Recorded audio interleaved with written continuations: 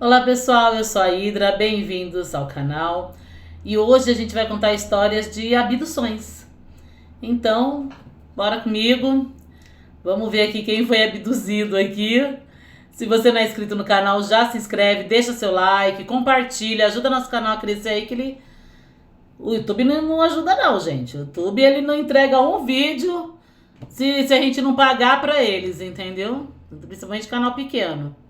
Então, bora ajudar aí o canal crescer. E lembrando já que na descrição dos vídeos sempre tá o e-mail, tá? Pra quem quiser mandar as histórias aqui pra me contar aqui, literalmente. Bora lá. Meu avô foi abduzido. Isso aconteceu... Nossa, deixa eu tirar aqui do meu óculos, pronto. Ah, ele volta, ó. Isso aconteceu com meu avô na década de 70, numa cidadezinha do interior do Brasil. Olha, eu sei que pode parecer maluquice, mas minha família inteira sempre falou sobre isso. Meu avô Antônio era um homem simples, daqueles bem do interior. Morava numa fazenda na região de Goiás, um lugar isolado, com poucos vizinhos a quilômetros de distância. Ele tinha uns 35 anos na época. Já casado com a minha avó, Dona Maria, e pai do meu pai, tá? Que na época era ainda criança. Tudo isso aconteceu numa noite de 1976 e até hoje tem gente da família que jura de pé junto que ele nunca inventou. Naquele dia específico, ele tinha saído mais cedo para cuidar de alguns animais que estavam doentes. Quando caiu a noite, ele ficou mais tempo do que o normal lá no pasto. Minha avó lembra que já estava preocupada, porque era raro ele demorar tanto. A fazenda era rodeada por um matagal denso e só tinha uma estradinha de terra que levava até a cidade. Sem telefone, sem luz elétrica, só lampiões a querosene para iluminar a casa. Por volta das 8 da noite, meu avô ainda não tinha voltado. Foi então que minha avó ouviu algo estranho vindo lá do pasto. Ela falou com como um barulho que não parecia nada que ela conhecesse. Uma mistura de zumbido com um som metálico, quase como se tivesse algo vibrando no ar. Mas aí o som parou do nada. Uns minutos depois, ela ouviu um estalo seco. Enquanto a madeira se quebrava. Que madeira? Ai, gente, agora eu fiquei confusa aqui. Enquanto a madeira... Ela ouviu um estalo seco enquanto a madeira se quebrava. Não entendi, mas tudo bem, bora continuar. Ficou tão nervosa que pediu para um dos irmãos dela, que morava numa casinha próxima, ir atrás dele. Meu tio avô saiu e foi procurá-lo, mas não encontrou ele. Voltou para casa, falou para minha mãe que não o encontrou e que ele deveria ter bebido umas pingas e estava se escondendo dela, esperando melhorar para voltar para casa, que ela não se preocupasse, fosse dormir, que era o que ele ia fazer. E voltou para sua casa. Minha avó, claro, não conseguia dormir e ficou na varanda da casa com um lampião aceso esperando meu avô voltar. Ele só apareceu na manhã seguinte. Minha avó seguiu os passos pesados dele entrando pela porta da casa, descalço, com as roupas rasgadas e sujas de terra. Mas o que chamou a atenção foi o olhar. Minha avó sempre dizia que ele tinha um olhar perdido, como se tivesse visto algo que não conseguia entender.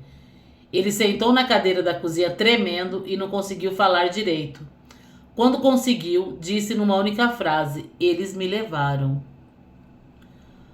Logo chegou o irmão da minha avó e seu filho para tomarem café e chamarem meu avô para o trabalho, pois lá se encontrava muito cedo. Pois lá se acordava, perdão, gente. Pois lá se acordava muito cedo, porque trabalho na roça era o que não faltava. Meu tio-avô entrou e ainda ouviu meu avô falando essa última frase. Naquela hora ninguém entendeu nada. Minha avó achou que ele estava delirando, mas aí começou a contar o que lembrava e foi isso que deixou todo mundo em choque. Segundo ele, enquanto voltava para casa com a carroça, viu uma luz forte descendo do céu. Não era como um relâmpago ou um farol, era diferente. Ele parou a carroça porque o cavalo empacou de medo e a luz parecia estar vindo diretamente para cima dele. Ele descreveu como uma luz branca, mas com algo meio azulado pulsando. Disse que sentiu como se o corpo dele inteiro tivesse ficado pesado. E a última coisa que lembra, antes de tudo apagar, foi de um som parecido com um assobio agudo, que só dentro da cabeça só dentro da cabeça dele, eu acredito. Em seguida, ele desmaiou. Quando acordou, ele não estava mais no pasto. Ele disse que estava dentro de uma espécie de sala, completamente lisa, sem nenhuma janela ou porta visível.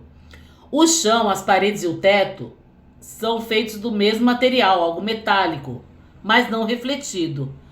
Ele sentiu uma presença no lugar, mas não conseguiu ver ninguém no início.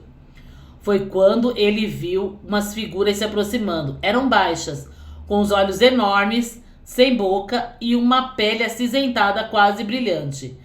Ele disse que não sentiu medo, mas sim uma sensação estranha, como se eles estivessem falando diretamente na mente dele. Ele não se lembrava de tudo que aconteceu ali, só lembrava pedaços, coisas que pareciam sem lógica. Disse que viu umas máquinas estranhas com luzes piscando e que em nenhum momento sentiu que mexeram no corpo dele, como se estivessem... Não, e que em algum momento sentiu que mexeram no corpo dele, como se o estivessem examinando. Ele não sentiu dor, mas descreveu uma sensação de frio por dentro. O mais bizarro é que um desses flashes de memória, ele diz que viu imagens da vida dele, como se estivessem presentes num filme. Era como se eles mostrassem coisas da infância dele, coisas que ele nunca tinha contado pra ninguém. Depois disso, tudo apagou de novo. Quando ele deu por si, estava no meio do mato, descalço, uns 2 quilômetros da fazenda. Ele não sabia quanto tempo tinha se passado, mas o céu já estava claro. A história ocorreu na região, claro. Naquela época, ninguém sabia muito sobre esse negócio de discos voadores e abduções. Então todo mundo ficou achando que ele tinha tido algum tipo de surto. Mas o que deixou todo mundo intrigado é que depois desse dia ele mudou. Ele ficou mais calado, mais introspectivo, disse que não conseguia dormir direito, porque de vez em quando sonhava com aquelas figuras. E tem uma coisa que minha avó nunca conseguiu explicar. Ele começou a desenhar coisas que nunca tinha visto antes. Máquinas estranhas, símbolos, coisas que ele nem sabia o que era e nem o que significava. Ah, tem mais um detalhe. Minha avó me contou que ele tinha uma cicatriz pequena na nuca, que apareceu depois daquele dia. Era como se fosse uma marca de queimadura, bem redondinha. Era como se fosse uma marca... Nossa, eu vou contar pra vocês depois uma coisa. Ele disse que não sabia de onde vinha, mas ela tinha certeza que estava ligado ao que aconteceu. Eu sei que parece história de filme, mas quando você vê alguém contar isso com tanto detalhe e emoção, é difícil não acreditar. Meu avô nunca mais foi o mesmo depois disso e repetiu essa história para quem quisesse ouvir até seus últimos dias de vida. Muito obrigado por você ter enviado sua história pra gente, né, pra me contar aqui pra vocês. E, gente, eu acredito muito em abdução, né? Deixem aí nos comentários de vocês. Vocês acreditam? Já tiveram algum caso? Vocês já viram alguma coisa estranha aí? Manda aqui a história pra gente. E uma coisa que me chamou aqui, que eu falei, não, peraí, gente, eu vou contar pra vocês, é essa marca. Vou até voltar a frase aqui dele. Peraí, gente. Aqui, ó. Teve mais um detalhe. Minha avó me contou que ele tinha uma cicatriz pequena na nuca, que apareceu depois daquele dia. Era como se fosse uma marca de queimadura bem redondinha. Gente, aconteceu comigo, tá? Comigo aconteceu. E assim, da noite pro dia, eu acordei de manhã, me olhei no espelho e eu tinha uma marca aqui. Sério, gente, aqui. Redonda, era uma queimadura. E era uma queimadura, sabe quando parece que alguém pegou um cigarro e enfiou ali em você, que chega e ficou aquela coisa redonda? Aqui. Sem brincadeira, demorou 1 mês para cicatrizar porque era uma queimadura. Demorou mais de 1 mês para cicatrizar, sabe, cicatrizar mesmo, até formar casquinha para sair para tudo, porque era uma marca de queimadura. E, né, eu costumo dormir tarde já, né, eu durmo normalmente bem tarde, por volta de 2, 3 da manhã é o horário que eu vou dormir, e eu acordo por volta das 8, 8 e meia da manhã, né, e aconteceu isso. E até hoje eu não tive a mínima explicação, entendeu? Só mora eu, meu filho aqui em casa. Na época minha filha morava comigo. Nem minha filha, nem meu filho não fumavam nem nada. Entendeu? Na época eu não fumava também. Hoje em dia eu fumo. Uma hora eu paro de novo, mas na época eu não fumava. E aconteceu isso e até hoje não teve explicação nenhuma. E aí, o que vocês acham? Vocês também me falam o que vocês acham. Bora para a próxima história de hoje. Luzes na praia. Isso aconteceu comigo e com minhas amigas no verão de 1983, numa praia deserta do litoral. Menina, não sei se você acredita nessas coisas, mas vou te contar uma história que aconteceu comigo quando eu era jovem. Nós acreditamos sim. Até hoje, quando me lembro daquela noite, fico arrepiada. Isso foi em janeiro de 1983, quando eu tinha uns 19 anos. Eu e mais 3 amigas decidimos acampar numa praia mais afastada do litoral. Naquela época, a gente não tinha essas preocupações de hoje. Era tudo mais tranquilo, mais seguro. A praia era quase deserta, só tinha umas poucas pessoas acampadas por lá. Umas 15 no máximo. A gente foi com aquela animação de adolescente, sabe? Armamos a nossa barraca, fizemos uma fogueira, levamos violão. Era uma noite linda, sem uma nuvem no céu. O céu estava tão limpo que dava pra ver as estrelas, como se o universo inteiro estivesse ali pela gente. A coisa estranha começou lá pelas 11 da noite. A gente estava sentado em volta da fogueira, conversando, quando uma das minhas amigas, a Ana, apontou para o céu e perguntou: "O que é aquilo ali?" Olhamos e vimos umas luzes brilhantes no céu. No começo eu pensei que eram todas estrelas, mas não. Essas luzes estavam se movendo de um jeito que não fazia sentido. Primeiro estavam alinhados no céu, paralelas. Depois começaram a se mover lentamente, quase como se estivessem dançando. E o mais impressionante é que elas faziam isso de forma sincronizada, sem nenhum som. Era um silêncio absoluto, o som das ondas quebrando na praia e nossas vozes. Pois nessa hora todo mundo do acampamento já estava olhando para o céu e ninguém mais nem tocava o violão. As luzes pareciam formar desenhos no céu. Primeiro elas fizeram um triângulo perfeito, como se estivessem brincando com a gente.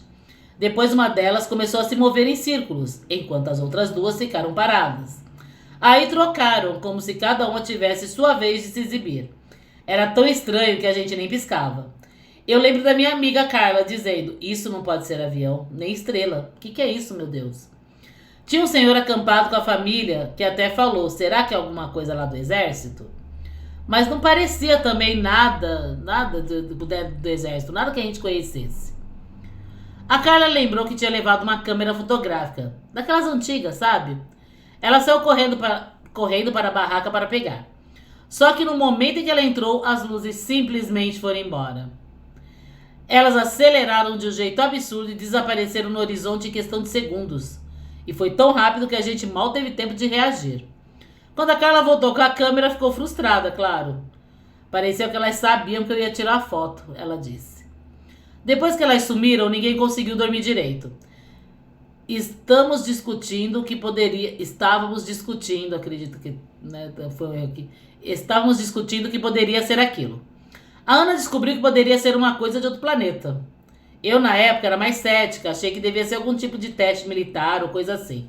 Achei mais fácil concordar com o que aquele senhor falou. Era mais lógico.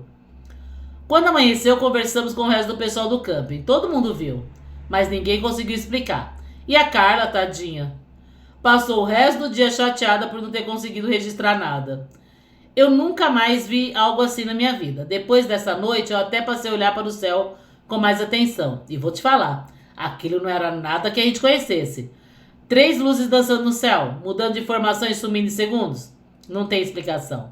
Até hoje, quando eu conto essa história, tem gente que duvida. Mas quem estava lá sabe que não foi minha imaginação. Foi muito real. Gente, eu acredito sim em vocês todos. Essas luzes, né? Muita gente chama de orbes, né? E... Nossa, a gente tá agora aqui, né? 2026. Olha, o que eu vejo na internet, né? De relatos de avistamentos, que tá tendo muito avistamento agora. Né? Mas aí, hoje em dia, com a IA, né? Com a tecnologia, a maioria quando vê, não, foi IA, é montagem, não sei o quê.